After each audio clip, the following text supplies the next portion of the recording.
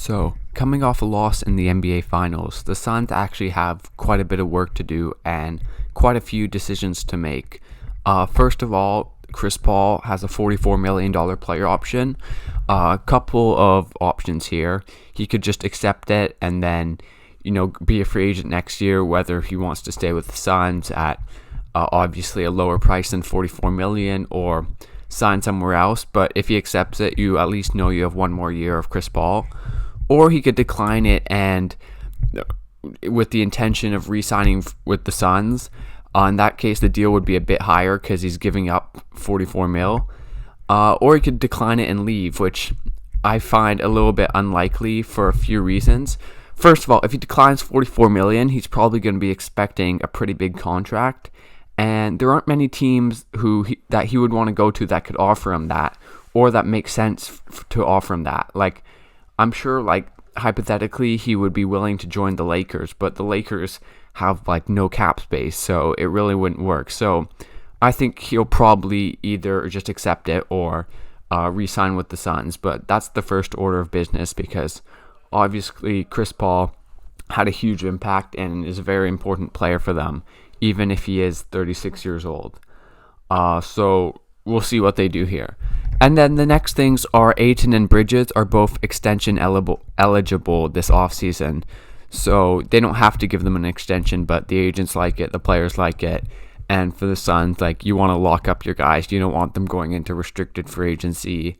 And, maybe the offer is higher. Maybe you don't want to match. Ayton and Bridges, both still young. Just lock them up. For Ayton, I think he'll probably demand the max contract, given his impact this postseason turned into a double-double machine who can protect the rim and run the floor and set screens and dunk offensively. And he's obviously very, very valuable to this team. So, the Suns, even though Ayton maybe isn't a max player, I mean, what else are they going to do? If he demands the max, they sort of have to give it to him. And then you hope for development. And for Bridges, I mean, his contract isn't going to be the max, but given what he showed as a 3-and-D player, those are very valuable in the modern NBA. In terms of how big the contract, I don't know. I don't have an exact number.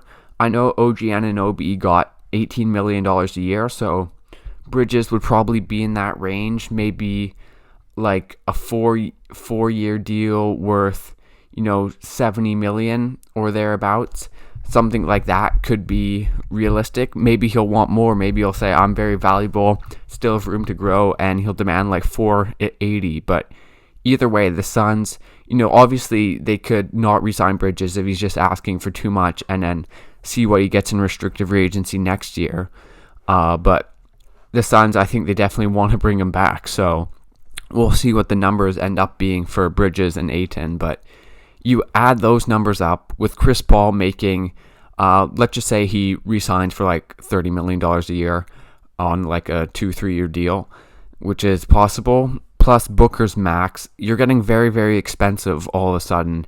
And they don't have any cap space this year, and they probably won't for a little while, especially while Chris Paul is on the roster making a lot of money. So the Suns are getting expensive, and their owner isn't always willing to pay a lot of money, though you think you make it to the finals, you sort of have to bring the team back, even though the finals run obviously very much helped by injuries.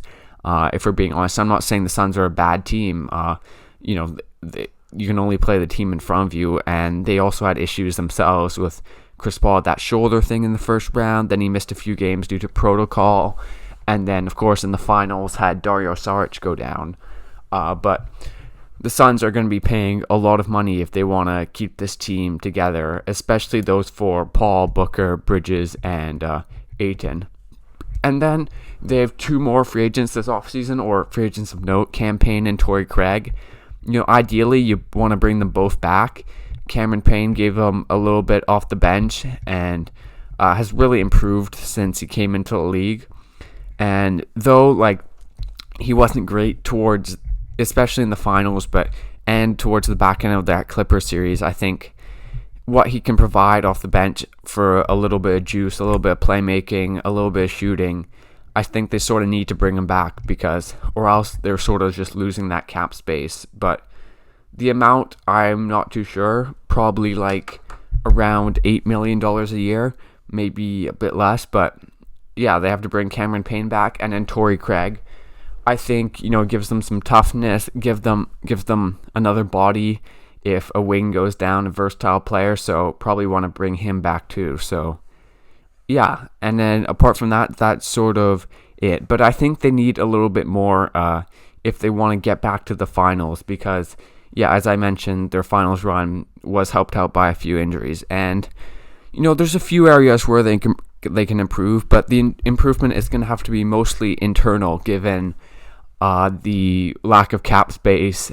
They do have some trade assets. Maybe we'll talk a little bit about that later, but they need a bit of internal improvement, especially for some shot creation, because you saw once the Bucks made the adjustment of putting Jrue Holiday on Devin Booker and pressuring Chris Paul, and there just wasn't really anyone else. And if it wasn't Booker, it was no one, and they were getting killed in the minutes without Booker on the floor, or when he was just neutralized by Holiday. So I think they need another guy who can handle and shoot and just create something for themselves.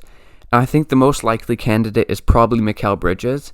I'm a big fan of his. I think he showed a little bit throughout the playoffs, whether it was just simple flashes to the elbow when Paul or Booker was getting doubled and then hitting mid-rangers, or coming off a screen for a three, or he ran like a few pick and rolls where there was a little potential of him getting to the mid-range. So it's very important for Bridges to keep developing for the Suns, maybe even past a 3-and-D player and into a player who can create a little bit for himself, and a player who can score maybe 16 points a game next season. I don't think that's unrealistic. And then the other two young guys who are candidates for internal development are Booker and Ayton.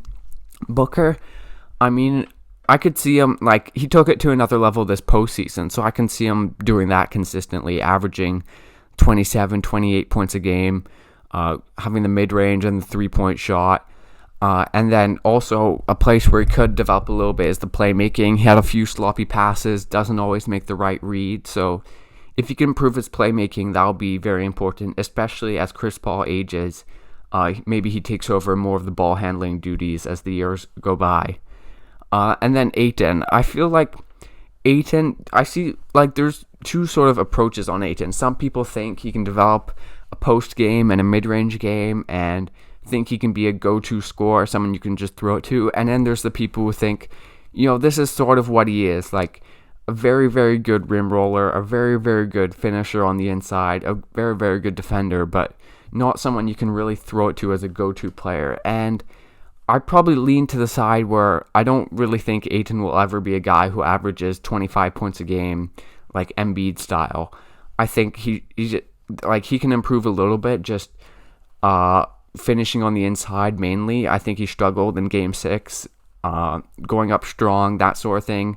And then, of course, punishing switches and that sort of thing. I think there's definitely room for growth there. And then defensively, just continue to be a monster on that end and give the effort he gave throughout the playoffs. But after that, I sort of think, that's sort of it. But maybe he'll prove me wrong. He is a good free throw shooter, so maybe we'll see him hitting pick and pop mid-rangers and maybe even threes some days. I wouldn't rule it out, but I don't know. So yeah, that's sort of how they improve. And then obviously the CP3 regression is a bit of a worry.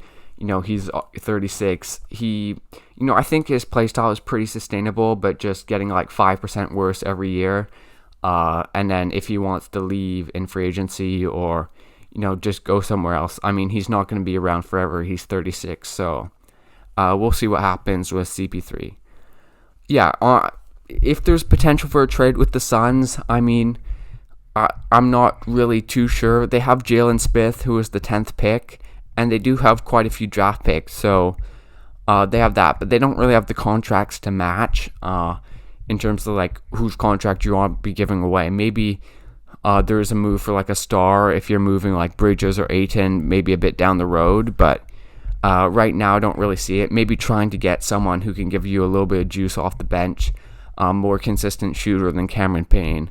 Like someone like a Norman Powell or a Tim Hardaway Jr., maybe a little bit worse than that. But And not those guys specifically, just a six-man scorer who can help them out. Maybe they find someone in the draft with their draft pick. So, yeah, if I think of how good they're going to be in a season with probably less injuries, I think they can definitely be a really good regular season team between Chris Paul being a very solid player and Booker and Ayton and Bridges and being good defensively.